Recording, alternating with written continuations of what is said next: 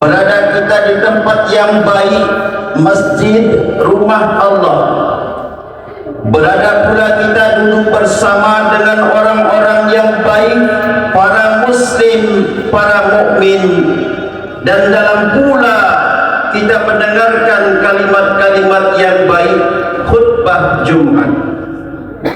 Maka perkataan yang baik itu ialah kita mengucapkan syukur kepada Allah Subhanahu wa ta'ala dengan mengucapkan alhamdulillahi rabbil alamin. Kemudian salawat beriringan dengan salam kita hadiahkan buat baginda Rasul Nabi Muhammad sallallahu alaihi wasallam dengan kita mengucapkan Allahumma salli ala sayyidina Muhammad wa ala ali sayyidina Muhammad.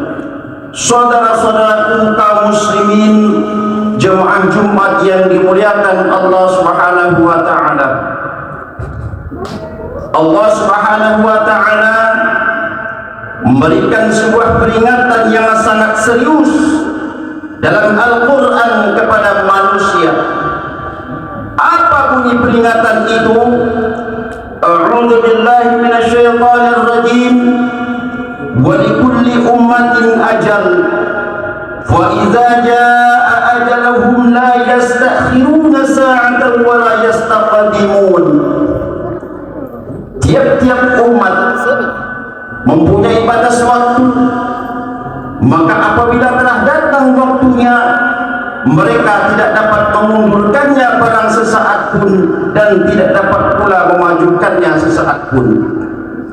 Jemaah Jumat yang dimuliakan Allah Subhanahu wa ta'ala, yakin dan percayalah kita bahwa pada suatu saat nanti, bisa jadi besok mungkin ataupun lusa, akan ada orang yang akan mandikan jenazah kita, akan ada orang yang akan kafankan jenazah kita, akan ada orang yang akan salatkan jenazah kita.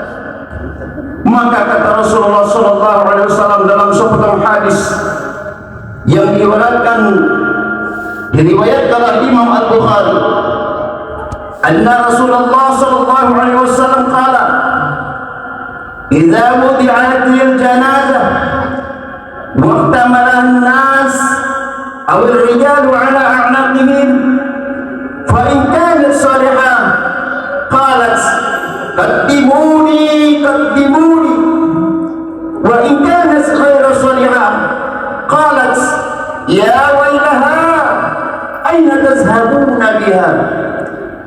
Kata Rasulullah sallallahu alaihi wasallam menceritakan, kalaulah datang satu detik yang bernama kematian, detik yang akan memisahkan kita dari manisnya kehidupan, detik yang memutuskan kita dari kelezatan dunia, detik yang akan menghilangkan kemanisan dan kelezatan.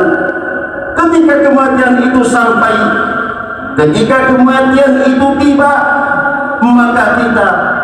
maka seorang manusia itu dia akan dimandikan oleh karib kerabatnya, akan dia dikafankan, kemudian dia akan diusung ke dalam masjid, diusung ke dalam surau, ditaruh di hadapan, ditaruh di paling depan. Apakah orang ini suatu di dunia dia tidak pernah mengerjakan sholat? Ketika sampai di waktu itu dia akan diletakkan di depan, akan disolatkan.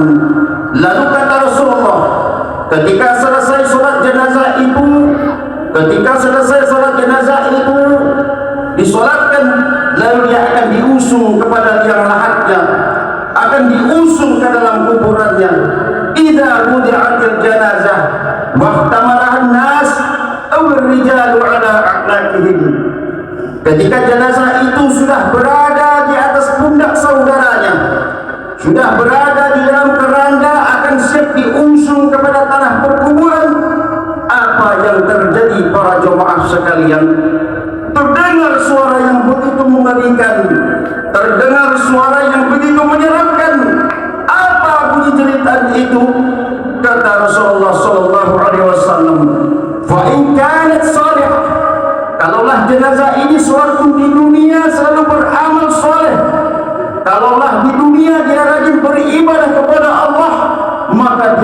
berkata, "Qaddimuni, qaddimuni." Wahai orang yang mengusungku, wahai orang yang membawa jenazahku, maka percepatlah, segeralah bawa aku ke tanah perkuburan. Mengapa jenazah ruh ini berteriak begitu ingin cepat sampai di perkuburan? Mengapa roh ini ingin begitu cepat sampai ke liang lahatnya? Karena dia sudah tahu bahwa liang lahatnya, bahwa kuburannya adalah raudhatan riyadil jannah, bahwa kuburannya adalah salah satu taman daripada taman-taman surga. Lalu kata Rasulullah, "Wa in kanat ghairu salihah." Kalaulah yang diusung itu, kalaulah yang di atas keranda itu selama hidup di dunia dia tidak beramal soleh, punya waktu yang lapang tidak dikerjakan beribadah kepada Allah, disuruh sholat dia tidak sholat, disuruh puasa dia tidak puasa, maka di saat itu dia akan berteriak dengan sangat kerasnya. Apa teriakan roh itu? Ya wailaha, ya wailaha, ya wailaha, celakalah aku, celakalah aku, celakalah aku. Kata roh tersebut.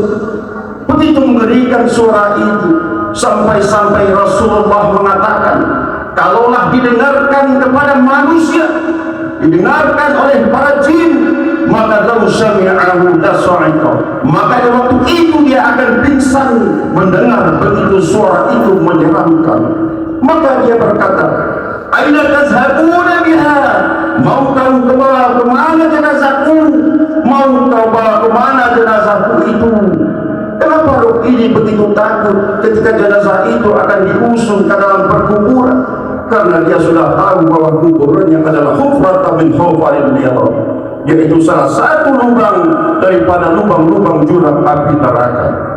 Saudaraku kaum muslimin yang dimuliakan Allah Subhanahu wa taala, jemaah-jemaah yang dimuliakan Allah Subhanahu wa taala, hari ini kita belum lagi dimandikan, hari ini kita belum lagi dikafankan, hari ini kita masih belum lagi disolatkan. Allah Subhanahu wa taala bermaksud memberikan kesempatan kepada kita. Kalaulah selama ini kita terlalai dari mengingat Allah, maka bersegeralah mengingat Allah Subhanahu wa taala. Kalaulah selama ini kita terlalai dari beribadah kepada Allah, inilah masanya. Mata kita masih terang melihat, kaki kita masih kuat untuk melangkah, tangan kita masih bisa diayunkan menuju rumah Allah, maka inilah kesempatan kita beramal soleh. Bahkan Allah Subhanahu wa taala menceritakan di ayat yang lain, apa kata Allah Subhanahu wa taala? A'udzu billahi minasyaitonir rajim. Hatta idza jaa ahaduhumul maut qala rabbi irji'un. Ketika sampai seorang itu ajal kematian, ketika dia sudah meninggal dunia, sudah berada di alam kubur, maka dia berkata, Rabbi irji'un, Rabbi irji'un, ya Allah, kembalikan aku ke dunia ya Allah, kembalikan aku ke dunia ya Allah. Untuk apa dia ingin kembali ke dunia? Apakah dia ingin kembali berteman? Apakah dia ingin kembali bertemu dengan anak keluarganya? Tidak. Apakah dia ingin kembali ke dunia untuk menduduki jabatan yang pernah dia miliki? Tidak. Apakah dia ingin kembali mengumpulkan harta yang banyak? Tidak. Apa yang mereka inginkan? Hanya satu yang mereka inginkan, la'alli a'malu salihan fima taraktu. Mudah-mudahan ya Allah, kalau aku dihidupkan kembali, aku ingin beramal saleh. Amal-amal saleh yang aku tinggalkan dulu ingin aku kerjakan. Sekali lagi saudaraku, jemaah-jemaah yang dimuliakan Allah, di akhir khutbah ini Allah masih memberikan kita kesempatan.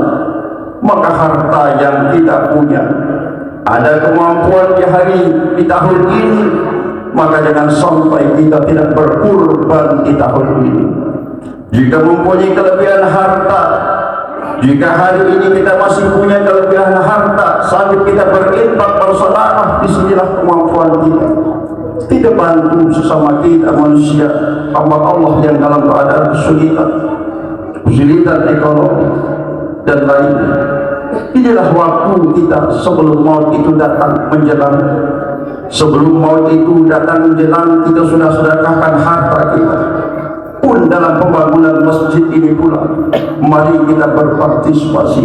Kita sisihkan sebagian dari harta kita. Demikianlah khutbah Jumat yang dapat kami sampaikan. Barakallahu li wa lakum fil Qur'anil azim wa nafa'ana wa iyyakum bima fihi min al-ayati wa zikril hakim wa taqabbal minna wa minkum tilawatahu innahu was-sami'ul 'alim. Allahumma shalli wa sallim ala sayyidina Muhammadin wa ala ali sayyidina Muhammad.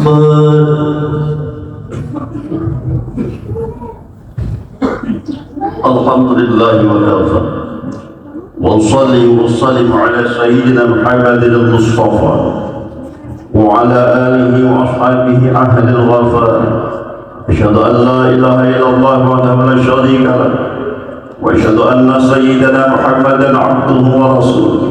أما بعد فيا أيها المسلمون أوصيكم ونفسي بتقوى الله العلي العظيم واعلموا أن الله أمركم بأمر عظيم أمركم بالصلاة والسلام على نبيه الكريم فقال إن الله وملائكته يصلون على النبي يا أيها الذين آمنوا صلوا عليه وسلموا تسليما. اللهم صل على سيدنا محمد وعلى آل سيدنا محمد كما صليت على سيدنا إبراهيم وعلى آل سيدنا إبراهيم وبارك على سيدنا محمد وعلى آل سيدنا محمد كما باركت على سيدنا إبراهيم وعلى آل سيدنا إبراهيم في العالمين إنك حميد مجيد. اللهم اغفر للمسلمين والمسلمات والمؤمنين والمؤمنات الأحياء منهم والأموات. اللهم ادفع عنا البلاء والخلاء والوباء والفحشاء والمنكر والبغي والصيغ المختلفة والشدائد والمحال ما ظهر منها وما بطن من بلدنا هذا خاصة ومن بلدان المسلمين عامة إنك على كل شيء قدير. عباد الله إن الله يأمر بالعدل والإحسان وإيتاء ذي القربى وينهى عن الفحشاء والمنكر والبغي يعظكم لعلكم تذكرون. واذكروا الله العظيم يذكركم ولذكر الله أكبر والله يعلم ما تصنعون. أقيموا الصلاة.